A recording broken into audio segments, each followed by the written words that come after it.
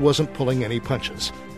His label trumpeted Amsoil's extended drain interval, the recommendation for changing oil, as an astonishing 1 year or 25,000 miles. Al was placing Amsoil far above the industry standards. He was proclaiming the highest quality motor oil on the market. I think that's one of the best things about Al Amatuzio. Al Amatuzio will not go into the marketplace with a product that is not the highest quality that he can possibly produce.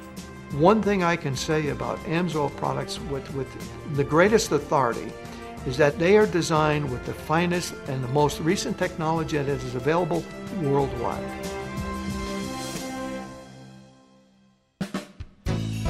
Another watershed moment for Amsoil occurred in December 1972.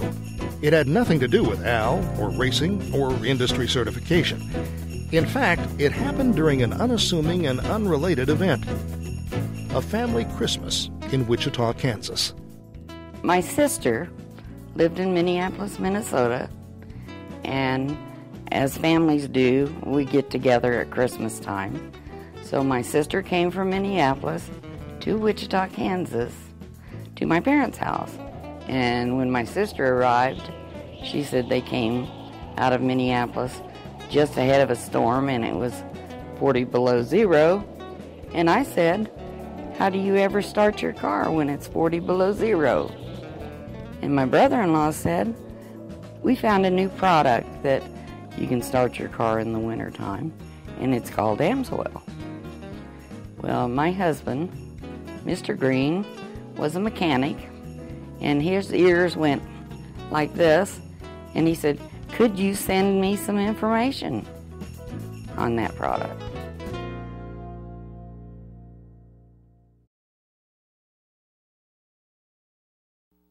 Early in the synthetic lubricant business, there was a high resistance to the use of that lubricant, those lubricants, primarily based on price.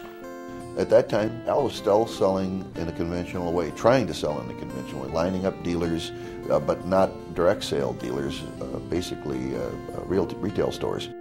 And he found that he'd grown sales. He was doing a couple $100,000 worth of sales, but he wasn't getting where he needed to go. And the oil was sitting on the shelf, and it wasn't selling readily. It was 5 or 6 times the price of regular petroleum oil at the time. But he knew that every time he got a hold of somebody and was able to tell them why they should use this $6 cord oil, he was usually able to turn them into a customer. By the spring of 1973, Shirley Green's husband had test-driven some Amsoil of his own, and his enthusiasm about the impressive but largely unknown product piqued Shirley's interest. She was an enterprising woman with experience in a type of direct sales known as multi-level marketing, or MLM, a method of selling products person to person rather than on a store shelf. To her, Amsoil and MLM seemed like a match made in heaven. Shirley phoned up Al. And I asked him when I talked to him, "How is it marketed?"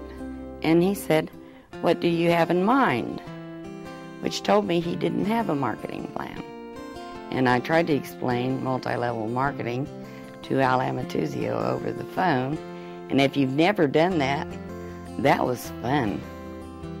Shirley's initiative and ability to think outside the box appealed to Al, and her ideas intrigued him.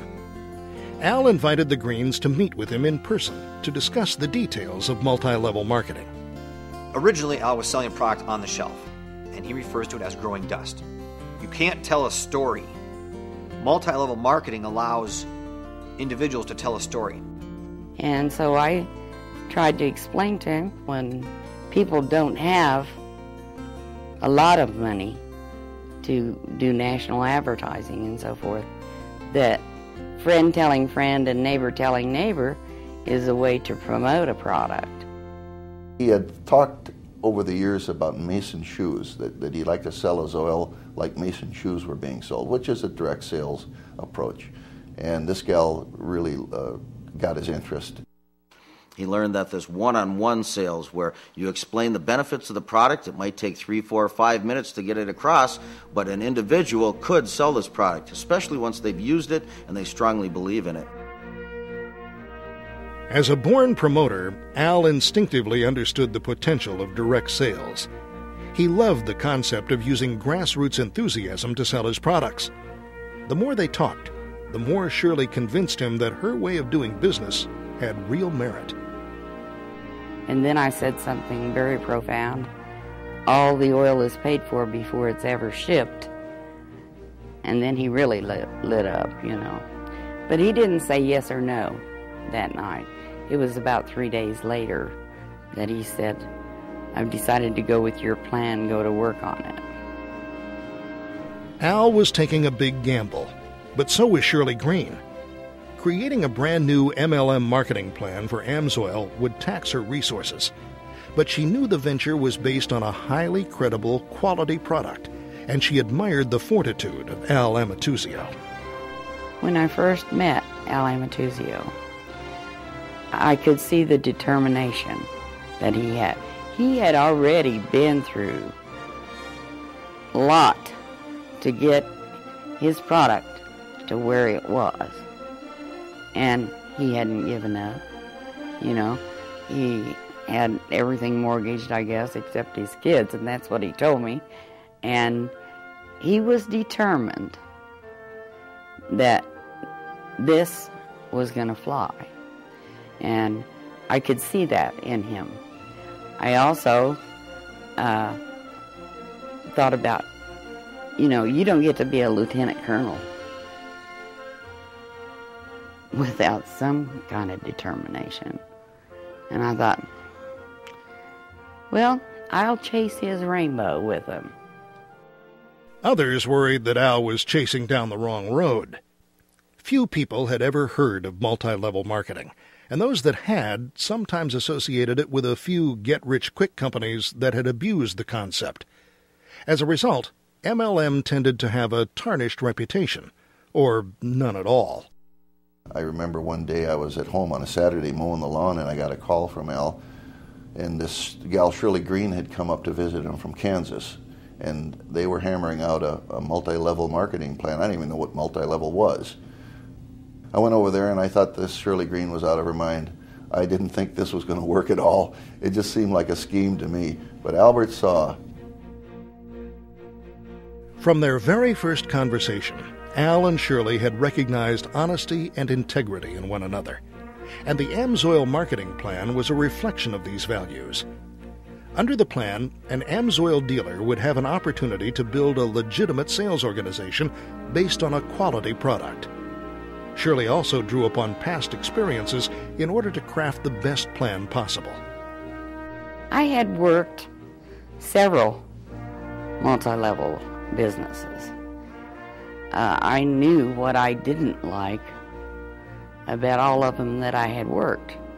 So the one I wrote for Al, I wrote all of that stuff out and just wrote in what I did like and what I thought would help dealers to grow.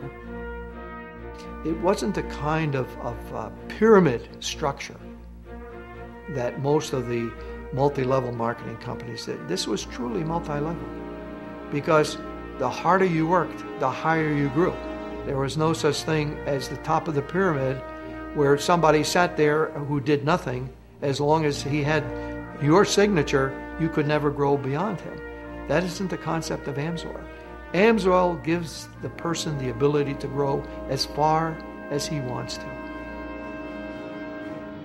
On July 7th, 1973, Al flew to Kansas in an F-101 to host the very first Amsoil dealer meeting. The turnout was large and enthusiastic. Soon, Shirley and the other dealers would hit the road and begin selling the product. But even Al, the great optimist, was unprepared for what happened next. When they set up the multi-level part of it, and I put together some literature for a sales kit and all the rest of it, and they actually did it. It just exploded. It just plain exploded. The fuse was lit and it was going. It was no time at all, and they were doing $4 million worth of business, and I mean they couldn't make the oil fast enough, and literally couldn't make the oil fast enough. Al was not geared up to take care of the explosion that we were causing because we were all over the place.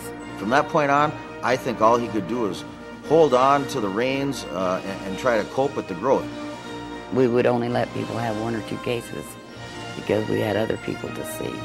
And they would use it, they would embrace it, and they would turn around and tell the story to somebody else, and they would sell it. He was expanding his blending facilities. There's plants to build and production lines, We just kept promoting. tanks to build, infrastructure. There was a lot of energy. The people who were working for the company had a lot of energy. The Amsoil dealers had a lot of energy. And all this energy was it's very, very catchy. It's contagious. And we couldn't print enough literature for him. It was just crazy. With the dealers, he grew. He doubled the first year. He doubled the second year. I think he went through 6 years where he doubled sales. Boy, was I wrong. Unreal.